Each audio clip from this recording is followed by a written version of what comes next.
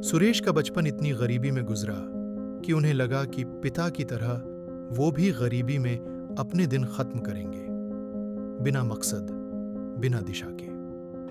हम लोग एक टूटे हुए मिट्टी के घर में रहते थे।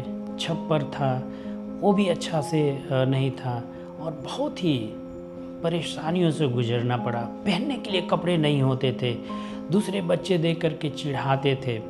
खाने के लिए घर में नहीं रहता था। कई बार तो मेरा परिवार बिना खाना खाए सो गया और ऐसा लगता था कि अब ये गरीबी ही हमारा अंत है और मुझे भी ऐसा ही झेलना पड़ेगा जैसे मेरा पिताजी झेल रहे हैं।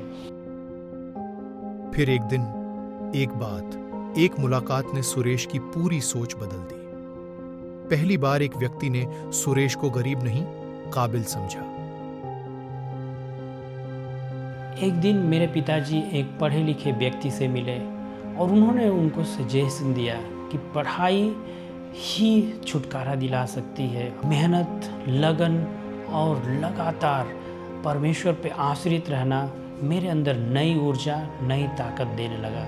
एक आशा जगी कि परमेश्वर हमारी मदद कर सकता है और तब हम परमेश्वर के करीब जाने लगे, उससे प्रार्थना करने लगे, उस पर विश्वास करने लगे। एक पद जो मुझे हमेशा आगे बढ़ने में मदद किया वो भजन संहिता 34 का 10 है। जवान सिंहों को तो घटी होती और वे भूखे भी रह जाते हैं, परंतु यहोवा के खोजियों को किसी भली वस्तु की घटी न होवेगी। ये पद मुझे झकझोर के रख दिया। एक और जीवन बदलने वाली मुलाकात अभी बाकी थी।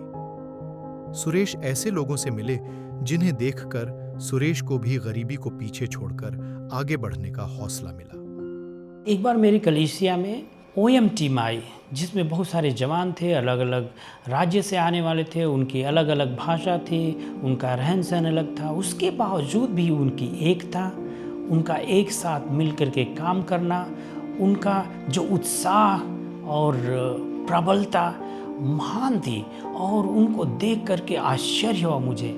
और मेरे अंदर आवाज़ सी आई जैसे परमेश्वर धीमी आवाज़ में बात कर रहा हो और मुझे लगा कि मुझे उनको अभी उनके साथ हो लेना चाहिए, जो वो कर रहे हैं मुझे करना चाहिए। उसी दिन मैं बिना सोचे बस उनके पीछे चल पड़ा। वहाँ से हमारी यात्रा शुरू हुई। काम करता था और थोड़ा सा समय निकाल के जो कुछ भी बचता था पढ़ाई में मन लगाते गया और धीरे धीरे मैं अपनी पढ़ाई पूरी कर ली और मैं पोस्ट ग्रेजुएशन कंप्लीट कर पाया। वो लड़का जिस पर स्कूल के दूसरे बच्चे हंसते थे, MBA की डिग्री पाने में जुट गया। बिजनेस और थियोलॉजी दोनों में ही उनका इंटरेस्ट तेजी से बढ़ने लगा और जो सुरेश खुद भटके हुए थे, दूसरे बच्चों को दिशा दिखाने लगे। मैं MBA करते करते मुझे लगा कि मुझे थियोलॉजिकल स्टडी भी करनी चाहिए।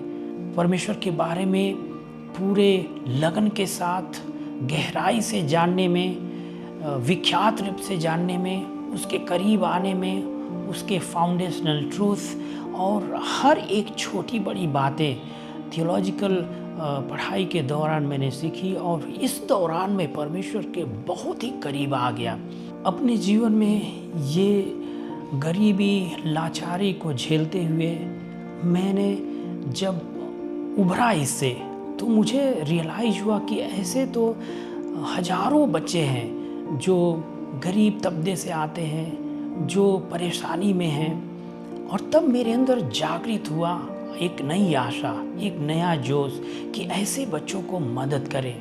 और तब परमेश्वर ने मुझे ये मौका दिया और बहुत सारे बच्चे जो आज जिनको मुझे ट्रेनिंग देने का मौका मिला है, MBA कर रहे हैं, B.Ed कर रहे हैं, BSc कर रहे हैं, ITI कर रहे हैं, उससे उभर रहे हैं। और मैं चाहता हूँ कि जो भी ऐसी परेशानियों से गुजर रहे हैं प्रभु पे भरोसा रखें, उसको मदद के लिए गुहार लगाएं।